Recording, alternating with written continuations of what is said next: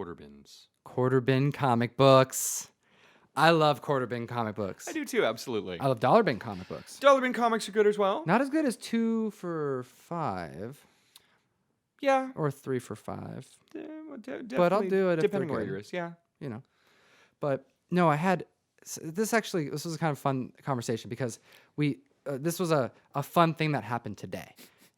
Because I got a text from you. Fun for you, maybe. Yeah, it's fun. Okay, it's not that it's fun for me because I'm in the same boat as you. Oh, Probably absolutely. not as bad. But Well, it's yeah, just right. It's just funny how this happens because there's this kind of running joke that I think will never live down, which is that there will always be times where we look at our phone on eBay or we go on Instagram or we're on Facebook and someone posts something and we see a book that we've had 20 copies of in the last decade, 30 copies of, a short box of, that we let go for $0.25, $1, heck, $5. It's the first domino. Sure. It's a cool $5 book. Right. You Totally. know, Who no cares big about deal. that? But and then you go on and you're like, oh, wait a minute, what? Right. First Livewire is a $60 book now. I care about anything in Superman Adventures. What? But yeah, no, totally. They're these books that you're like, I wasn't paying attention to any of this. And it's not just Batman Adventures 12 versus Harley Quinn. I mean, there are things that, you know, and sometimes you miss them, but oh my God. It hurts. It does. It And I think we really, should really talk does. about them. Yeah. I'm your host, Comic Tom. I'm sitting here with Mr. Russ Bright. Heyo. MillGeekComics. Yeah. Let's talk art.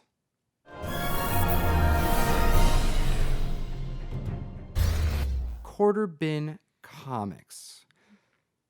Sellers regret. Let's talk about that.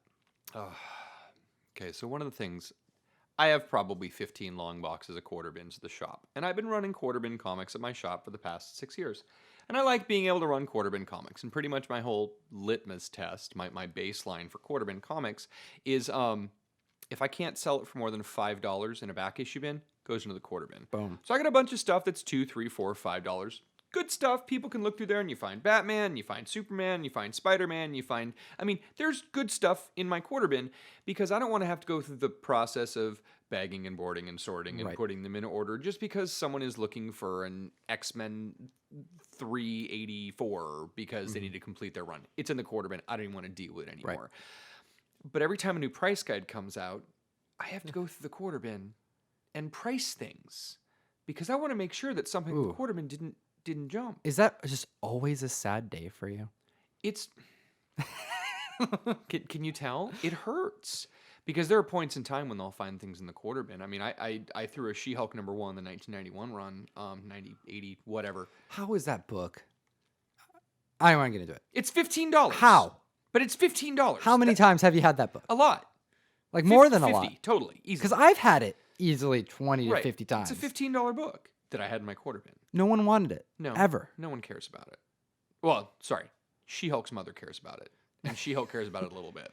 She-Hulk cares so much about it that on the volume 2, She's a lawyer. she put She it may sue us. on the cover. That's the problem. Right? Isn't it volume 2 that has her on the cover that's like, you're going to care about this book because no one Or bought the first one or something? Right. And It's she's like, holding the first one? but buy this book or else I'll burn your comic book collection. Yeah, something like that. And then the final issue is like, I guess you didn't listen to me, suckers. And it's totally, really just venomous of you didn't buy this. But yeah, now she's a lawyer and she'll sue the pants off of you for not buying her comic books. I believe it. But we have books like that. And I had someone go through my comment. I love it when someone rubs it in my face. I went through your quarter bin. I totally found this $10 book. Awesome. That's the last thing you're ever going to buy from my store. You know, I appreciate you. Don't rub it in my face. Just take it out of the store Just and take it as a given. Because we miss things. You know, I do. It's going to happen. Yeah. You know, I touch thousands of comics every single day. I sorted through 5 long boxes today. And that was a minuscule part of what I did for the rest of the day, along with the new comics and the magic cards and a bunch of other things we did today. And they're just things that we miss. Right. I went to fantastic app, Key Collector. Great app. It's for Android. It's for iPhone. It's an app that I actually found them on Instagram. And it's this one where you go into the app. Their prices are a little bit wonky, but quite honestly, they are amazing. The functionality of the app is very helpful. You go to Amazing Spider-Man and it tells you every single appearance and it's first Vulture and first this and first that. And then, you know, I'm getting these hot key alerts and it gave me a notification last week that Spider-Man 263 or something like that is Normie Osborn, who's Norman Osborn's son, and it's supposedly spiking. But I went to eBay and they're like $1. So it's not really going, but it's kind of hype train, get prepared for what's happening. What's the app name one more time? It's called Key Collector. Right. And And I'm it's- only mentioning that again because, if there was a sponsorship that could be made. We love this app. We love this app. I use this app constantly. very helpful. And I It's share very it with helpful app. people Key at the shop collectors. all the time. Key Collector. Anyways. It's absolutely one of the best apps. So we like the hot books.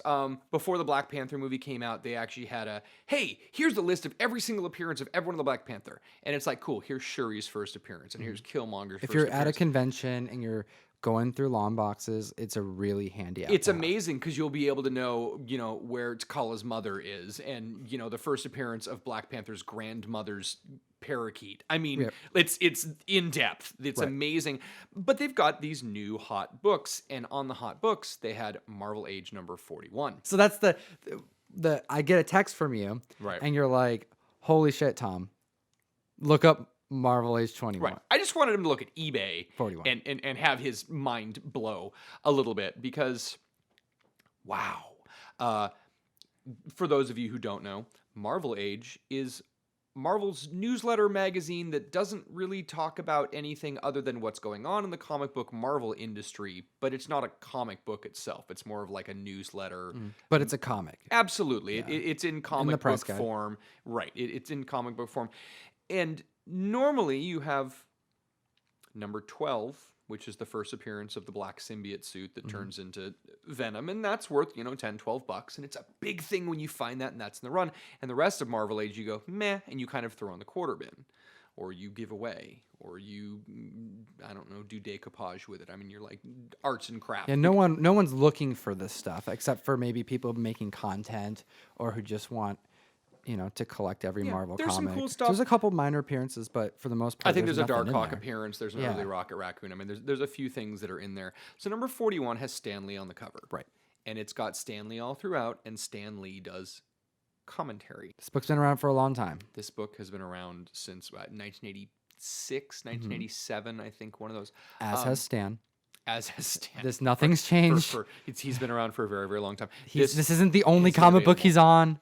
In the last week, raw prices we're seeing from $60 to $100 or more. Crazy. We have CGC certified ones for $600 that have sold.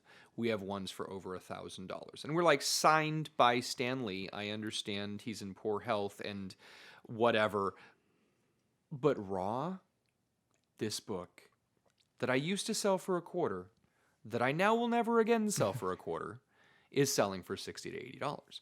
I know I put a run of Marvel Age minus number 12 into my quarter bin about 3 months ago because I gave number 12 to you, so you'd have all the black covers to be able to send out in the mystery mail call, right?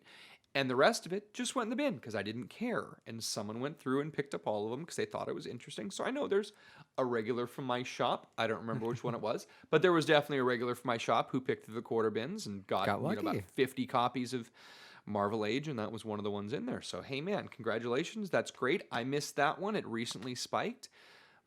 But there are other books, too. And some of these, I mean, I've been doing this for close to a decade now, which is crazy to think about. But you've been doing this for a lot longer than that. but professionally a little over a decade. But I mean, as far really- as really being a dealer. But the way that this has gone over this last decade, I don't think it's ever been as aggressive for how prices have been. So over this last decade, we've seen books spike that just shock us. We've mentioned a couple of them so far, but this text message was followed up as we should chat about this one book, but we should also touch on a couple others and maybe just make a thumbnail with Infinity Gauntlet, X Factor number 6, and yeah, like those are both examples too. Like there's a handful of these keys that will have their like moment of popularity, Right. and then really spike the market, and we're just going, no one wanted this. Right. We gave it away. Yeah. And now they're selling, and For a lot of money. and it just your absolutely. stomach turns when you see it.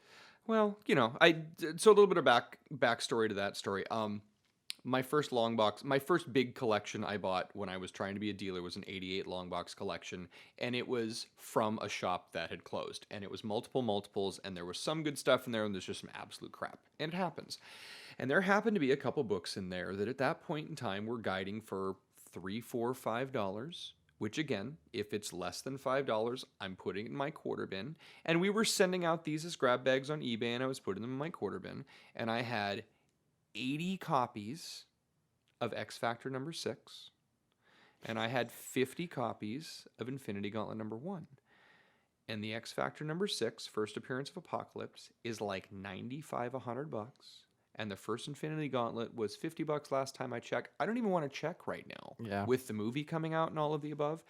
And I gave away, like I said, 80 copies of X Factor number 6 at about $0.25 a piece. And I gave away 50 copies of Infinity Gauntlet number 1. And, I mean, do I have remorse over it? No, I made my money, and I bought the collection, and we did okay, and I'm still in business. Right. But you just remember that. It is. If you got that long box today, you'd be, oh check it out. God, this is great. If someone walked in with 80 copies of a $100 book, Right. yeah, you're like, okay, cool. This is $8,000 that I can do for, Whatever. No, yeah. but I ended up getting like $40 less, $20 out of it at $0.25 a piece. Right. I mean, really, it wasn't, but it happens, Yeah. And again, we were talking about the speculators in one of the previous ones. The movies are driving this so amazingly heavily. When they had Thanos show up at the end of that Avengers movie, we knew that it was going to be a Gauntlet thing, and all of a sudden, Infinity starts going up, and everything Thanos starts going up. All those Silver Surfer start going up. When we knew that there was that X-Men movie coming out, we saw that Apocalypse was going to be it, and all of a sudden, the Apocalypse stuff started showing. Even when the first Iron Man movie came out, Iron Man number 1 was... It's an affordable key. $300, $400. It wasn't that bad, and then it spiked to $800, and now it's like $1,500, and it keeps going up and up and up. Iron Man 55, first appearance of Thanos. How many? That's I think within the industry, because you have like different levels. Like there's a ton of people in the market that want a New Mutants 98, and they look at New Mutants 98 as like a grail. That's their pinnacle, first Deadpool. I want a first. That you're right. But I look at that book, I'm like, geez, I used to buy that book for $20 at conventions, and people would go, "Why'd you pay $20 for that?" So like, I've seen it so often that it's just not an exciting book. It's nice if I find one for cheap. If I get one, I mean, great, it's money's money, but I can get a cool book, maybe a better book that I like more or something. But it's different when it's a book like Iron Man 55, because as far as investors go, prior to all this, that wasn't this grail that it is now. Right. Because that book has spiked like no other I've seen in a long time. Totally. You'd be able to buy a whole run of Iron Man 1 through 200 for $500, including a number 1. And now all of a sudden you're paying $1,000 for the first appearance of Thanos. One book. Right. And that's low grade. It's a pretty. It's not even a great looking copy for a grand. Like it's nice, but right. Just amazing how much some of these books have gone up. But the movies are spiking it, and the reaction time is faster. Right. Because it used to be they announced the movie, we know who's in it, and then, we're kind of like, oh, the market goes up slowly. Man, I can look on IMDb right now, and there are movies coming out in 2022 that we've already seen spikes from. First appearance of this person who's going to be in X and such movie. First person of this person who's rumored to be in the Marvel Phase 6 or whatever. I mean, they're kind of beyond and beyond and beyond. And I mean, I guess in some ways it's nice because it is driving the market from stagnancy. And if we were just stagnant and the market never really moved and grew, but I mean, did first appearance of Rocket Raccoon in Marvel Preview number 7 need to go from $20 to $750? Did the first appearance of Nebula need to go from $2 to $50? First appearance of Gamora in Strange Tales 181. I mean, these are not books that were really heavily sought after, but Guardians of the Galaxy comes out and we care about Nebula and Gamora. We care about Drax. We care about Star-Lord and Rocket Raccoon. And it wasn't even like Dan Abnett's version of Guardians of the Galaxy in Right. 2008 spiking because of that. It's like, oh, the new Guardians came out, and we don't care about the original Guardians. We just care about these people in the new team that came out in 2008, but we want their first appearances. And all of a sudden, we see things in the market going. Right. You know, From every era. absolutely. It's Absolutely. it's And it's exciting. cool. I mean, Yeah. and first appearance of Groot wasn't necessarily affordable before, and it was super scarce anyway. And if you can find an original one of them from the 50s, fantastic. And it's worth a ton of money because it's really, really scarce. You know? Love it. So it's good. It's good. I like one of the first things you said, and I think we can kind of like maybe leave it at this. When I started buying and selling comics, because yes, I do that for a living now, as you do. Right. But we both started as collectors early on, and really, I think regardless of if we would consider this a profession, as a hobby, you can buy, sell, trade to grow your collection without going broke. Absolutely. You know, and I think that's really how a lot of people do it. And those who end up with a lot of cool, like a really big collection that they're proud of, they mostly do it from doing just that. Like they don't just always hold the same comic books. So If you're smart and if you're lucky, that's a lot of it. I'm not saying that, No, I but, mean, you have but to- you make the right deals, and you know, being honest is definitely going to get you farther than Integrity. being unscrupulous. Every time. Absolutely, that's a big thing. So. I think the one tip that you provided early on when I started to collect, you mentioned, don't get attached to any one book. You know, enjoy it, get your use out of it, Right. because in a couple years you may not care as much about that book. There may be another book that you're interested in that's maybe even more scarce Right. or more expensive that you would want to put that towards, and you kind of just keep building it. And the stuff that I bought from the when I started to collect, I mean, because I was buying comics from you way back then. I mean, I Absolutely. was I helped really you get your first Hulk 181. right. And I mean, it was one of those things that you really, really wanted to get a Hulk 181 to be able to get that first Wolverine. And I How many remember, people? That's a Grail book. Absolutely, but that was one of the first books that we really focused on helping you get. Right. You know, and there have been other bad purchases along the way. I've made some. You have, so have I. Yeah. It happens. I'm not getting attached to anything, and then being okay with past decisions. It's there's always other comic books that you can get, Yeah, and absolutely. not being too attached to any one will make it easier to make those decisions, and then really focus on like the ones that you really want to hold dear for a long time, Absolutely. maybe even invest in. Well, yeah, and I mean, you've seen my shrine, and I talk about it sometimes. But I'm a big Sandman and Death fan. I'm a big Neil Gaiman fan. And out of everything I own, the only stuff that would be really, really difficult for me to sell would be my shrine. And I have this big pile of all of the comics and all of the omnibus, and I've got statues, and I've got trades, and I have things that are autographed. And I like those, and I want them. And there's not really anything that I couldn't part with. Today at the shop, I sold an Amazing Spider-Man 50, first Kingpin. Ooh. And it was great. It was awesome. I actually probably had it priced low for the grade. But the guy that came in to buy it has been coming in every single Wednesday for the last 3 or 4 months eyeing this book.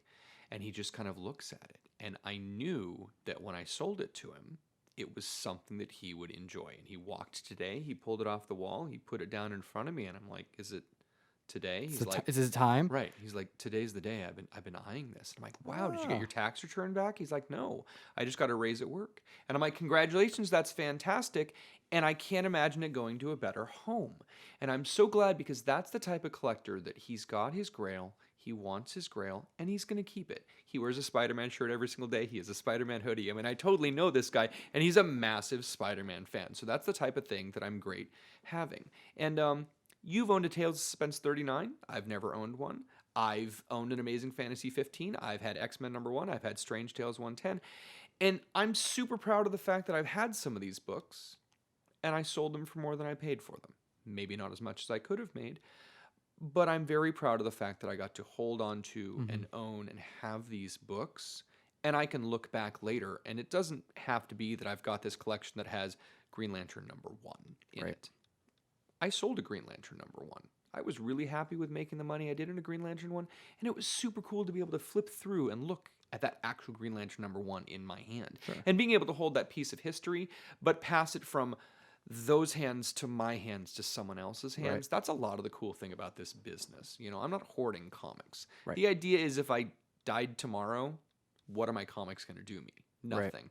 I've enjoyed a little bit and I've passed the enjoyment on to someone else. So regardless of any sellers remorse I have because of selling something for too cheap, you know, or accidentally having something in the quarter bin, I'm just happy that I get to be a part of this industry. It's a fantastic thing. It's always been a dream of mine, and the fact that I've been doing it for so long is just it's amazing. I love getting up in the morning to go to work. I would have never gotten up early to go to any other job ever, and I got up to the shop 2 hours early today just to be able to sort comics. To bag and board. Absolutely. I mean, that's kind of it. I'm Get 'em ready for excited to go customers to work. who are excited to go see you. Right. Absolutely. So it's Love good. it. So go. So that's a good place. Good place to stop. You know. Here with Russ Bright, owner of MillGeekComics. If you are in need of a local comic book store, Russ, don't you ship everywhere? Absolutely. I ship worldwide. You should send me an email, millgeekcomics@gmail.com. Find me on Facebook, find me on Instagram, find me on YouTube. But yeah, we absolutely ship. There's a new Diamond app coming out. I don't know what's going to happen, but definitely if you want to contact me, we can ship. We can set up a subscription box and make sure you never miss a comic book again. Love it. Yep. Well, we do appreciate your time today. As always, I am Comic Tom, and please, geek responsibly. Enough said. What's your seller's regret story? Would love to read about it in the comment section below. Thumbs up if you like the video, and subscribe for more comic book content.